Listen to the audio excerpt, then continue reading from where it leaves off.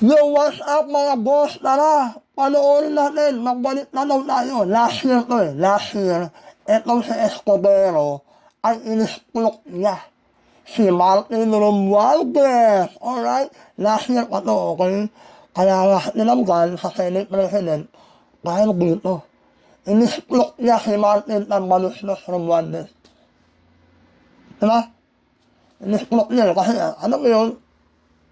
Baka madamay siya, di ba? Baka madamay siya. So, inunahan yan na. Google nila mo.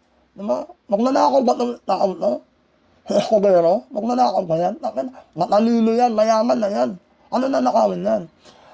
Kaya yung mga ginagawa niyan para sa bayan. Kapahit-pakinabang ang lahat. Lahat yan, kapahit-pakinabang. Alright? Tara, panoorin na natin siya. Mag-comment tuloy-tuloy lang tayo, wag na tayo mag-comment Magko-comment na lang ako nito, hindi na ako magpo-post, okay? Para tuloy-tuloy, tapos pagkatapos ng video, papaliwanag ko, okay? Habang naka-play yung video, magko-comment na ako, para hindi na tayo pindot ng pindot, okay? Gamit ko ngayon ay parehas na Samsung camera, Samsung phone, alright? Kasi pag laptop, pag ganun pa ako, pag naka-macbook pa ako, correct na na to, iko-compile ko na lang, okay? Huwag kalimutan mag-react. Ay, huwag kalimutan mag-subscribe saka mag-react dito sa video na to, okay? Let's go! Sa go! Tara. Mahinugan lahat na, makikinig kayo ha. Okay, play. Martin Romualdez. Oho! Siya ang dahilan ng kaguluhan, pagkakaaway-away, pagkakawatak-watak na ngayon yumayanig sa ating bayan, maprotektahan lamang ang sarili niya. Kung kayo ay kakampi ni Martin Romualdez, pues sumunod kayo sa gusto nila. Una, maniwala kayo sa mga sinasabi ng testigo niya na nagtuturo lamang sa mga senador. Tama. Pangalawa, ibuhos niyo ang galit niyo sa Senado at ng mga senador at palayo kay Martin at sa mga congressman. Pangatlo, pagdudahan at sirain niyo si Sergeant Gutesa na bukod tangi hindi nakinabang at walang bahid at hiningi anumang kapalit sa pagsabi ng katotohanan. Pangapat, huwag niyong payagang mabanggit man lang ang pangalan ni Martin Romualdez. Panglima, huwag niyong payagang ipatawag si Martin Romualdez sa anumang investigasyon. Pang-anim, huwag niyong payagang imbestigahan si Martin Romualdez at mga kasamahan niya saan mang lugar. Hindi ako kakampi ni Martin Romualdez. Kaya lalabanan ko siya at lahat ng panglilinlang niya. Punitin natin ang script ni Martin Romualdez. At higit sa lahat, huwag magpadala, huwag sabayan, huwag maniwala sa sarswela na nilalako ni Martin Romualdez. Tama. Ganun mo, Chris, at takam mo. Banggit sila ng banggit. Name drop sila ng name drop ng pangalan ng senador. Maski na klaro naman ko inyong papakinggan na wala silang masabing direktang nakausap o binigyan ng anuman. Lahat ito para lamang ipako ang mga senador sa media at sa publiko at ilayo ang atensyon sa kamera at mga congressman. Isang tao lamang, Ginoong Pangulo, ang nasa likod ng script at sarswelang ito. Siya ang dahilan ng kaguluhan, pagkakaaway-away, pagkakawatak-watak na ngayon yumayanig sa ating bayan, maprotektahan lamang ang sarili niya. Alam mo Ang pangalan niya ay matagal nang bulong-bulungan sa bawat sulok ng bansa. Pero ngayon, unti-unti nang sinisigaw ng taong bayan. Martin, magnanakaw. Magnanakaw si Martin. Bakit tila sa kamera, dito mismo sa Senado at sa ilang media, ay hindi pa din nila kayang sambitin ang pangalan niya? Ay, nakot. Pues, sasabihin ko, Ayun na. Martin Romualdez. Taong 2023 nung tinalaga si Ginoong Kiko Laurel bilang kalihim ng kagawaran ng agrikultura. Bilang suporta sa kanyang mandato, tinanong ko noon ang isang simpleng katanungan sa budget process natin. Bakit mas malaki ang pondo ng flood control kesa sa agrikultura? Tama. Why is it that the budget for flood control is bigger than the budget of the Department of Agriculture or the agriculture sector as a whole? The fifth biggest allocation, not even a department, is flood control. And allocating a measly 31 billion for irrigation for rice. Pagkatapos po noon, tinulungan ko siyang bawasan ng flood control budget at tinulungan ka inagdag niya, ha? sa 2024 budget ng Department of Agriculture. Aniya, tumawag daw sa kanya si Congressman Zaldico dahil pinapatanong daw ni Speaker Romualdez, bakit binawasan ang pondo ng flood control? Ngunit wala nang nagawa si Congressman ko dahil sinabi niyang pasayan ng Pangulo. Sinisi po sa akin ni Speaker Romualdez ang pagkakatanggal kay Congressman Zaldico. Sinisi po niya sa akin ang pag-FLR or for late release ng kanilang mga proyekto.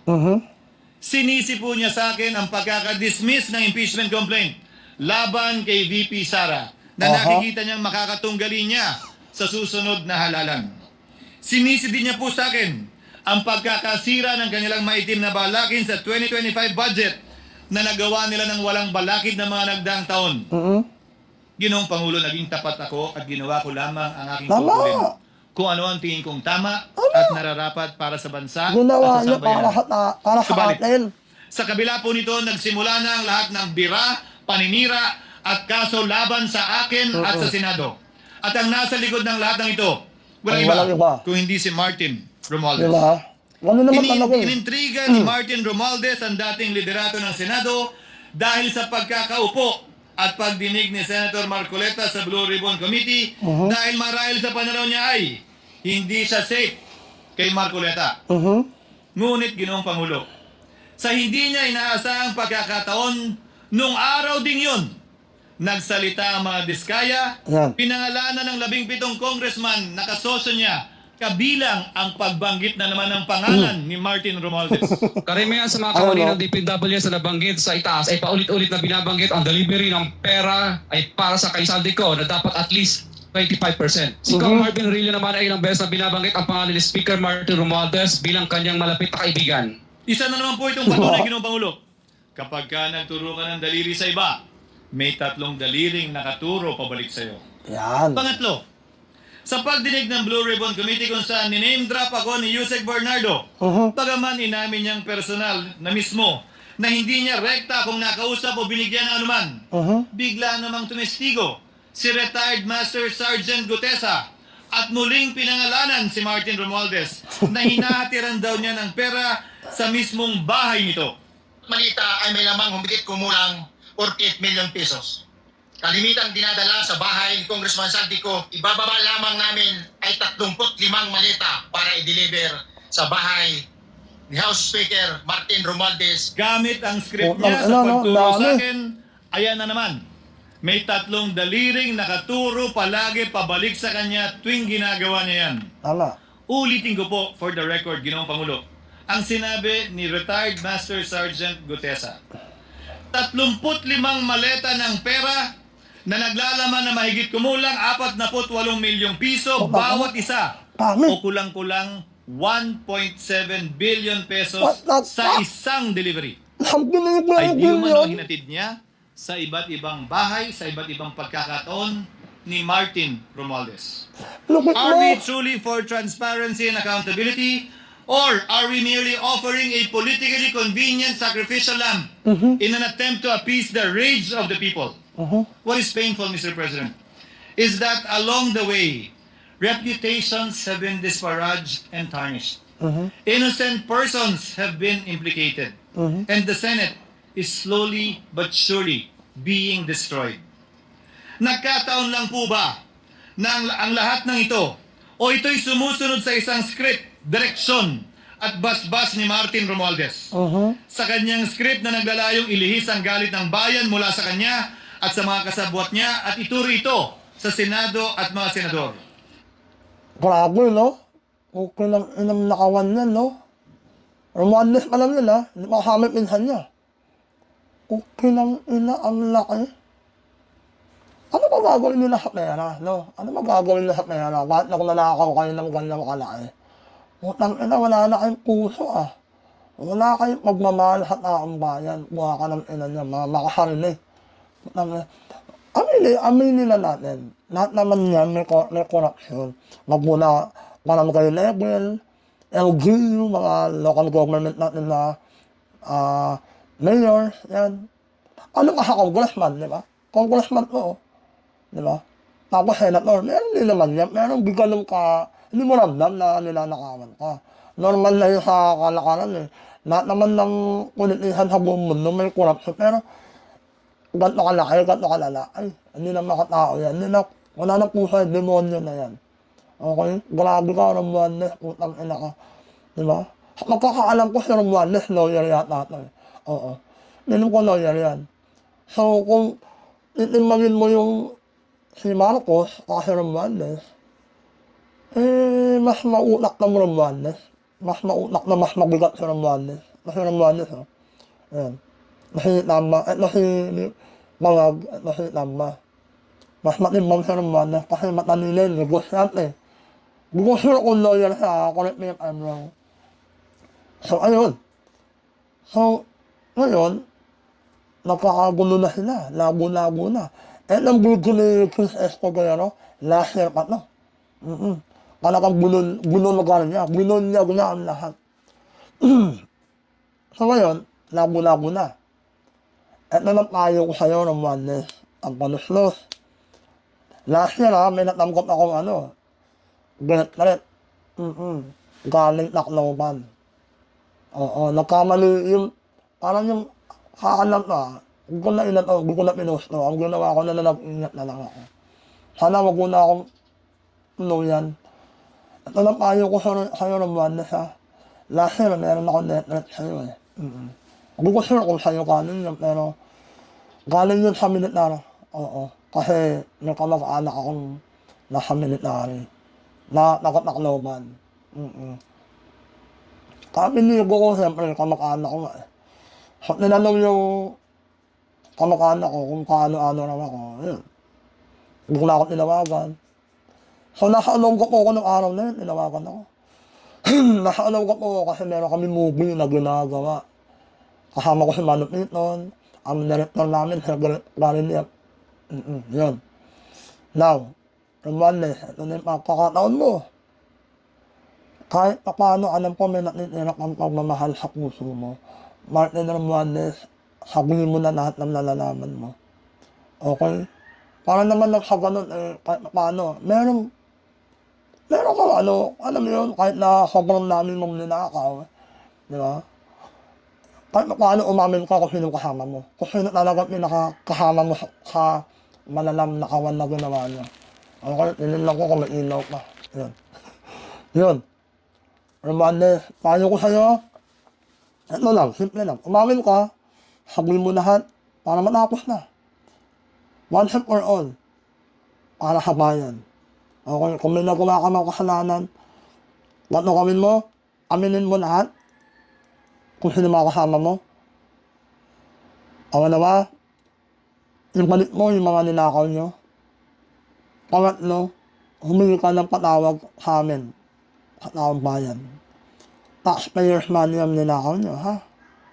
Dahil sa inyo, lumala ang baha, putang ina kayo, ha? Ayun na lang yung gagawin nyo. Wala na iba. Bumalik kayo. Humingi kayo ng patawag. Ibalik nyo yung pera. Aminin nyo. Lahat. Yun lang. Tapos na. Okay? At aminin nyo na sinisiraan nyo lang si Ma'am Sara. Kasi alam nyo magiging presidente siya. Okay? Pero kahit umamin ka, kahit ibalik mo yung pera, kailangan mo managot sa batas ng bayan. Okay? Malay mo, imbis na lifetime yung parusa sa'yo, na lang, 40 years na lang, di ba? At least, di ba? Nabawasan ako lahat, 8 years sana yan 40 years na lang, di ba? Ilan taon ka na ngayon? 60. Sabi mo na senior ka na. Plus 40 years. O, ging 100. Pag 100 years old ka na, makakalabas ka na, di ba? Kung maabot ka. Gago ka magnanakaw ka kasi, di ba? Okay lang naman sana magnakaw ka kung pinaninigay mo sa taong bayan, sa constituents mo. Wala nilakaw mo, bumili ka ng plano, di ba? Okay ng ina ka, wala kang puso, hayop ka, di ba? Grabe kayo, wala kayong awa mapinsan, putang ina nyo, okay? Yun lang payo ko sa'yo, Martin Romualdez. Alam ko, hindi ka naman nanunood sa akin Saka hindi mo naman alam na may YouTube channel ako, di ba? Ito, kung nanunood ka man yung mga oras mo, kalahin nyo ako ha, walay din ako, walay. magulang ko nakatakloban. Walay ako. Walay kami. So, alam natin yan. Yung pusong walay, kahit gaano katapang yan, may puso yan, may pagmamahal tayo. Okay? Magkaugali tayo eh. Pero hindi ako magnanakaw ha. Magkaugali tayo sa tapang. So kung ano, kung matapang ka talaga, di ba? Walay ako, magulang ko walay, purong walay. Ahawa ko rin, purong walay ahawa ko. Magulang mo rin na ahawa ko, purong walay. Di ba? Payo ko lang, aminin mo na lahat para matapos na. Okay? At least bago man matapos ang partner ng buhay mo sa mundo mo, may nagawa ka kahit pa paano. May nagawa ka para mabuti sa amin. Yun lang yun. Okay? Martin Romualdez, putang ina mo, aminin mo na lahat. Yun lang. Huwag kalimutan mag-react, mag-subscribe. Kung may awa naman kayo, kung may puso kayo, share nyo na rin ng video. Okay? Yun lang. Paalam. Salamat.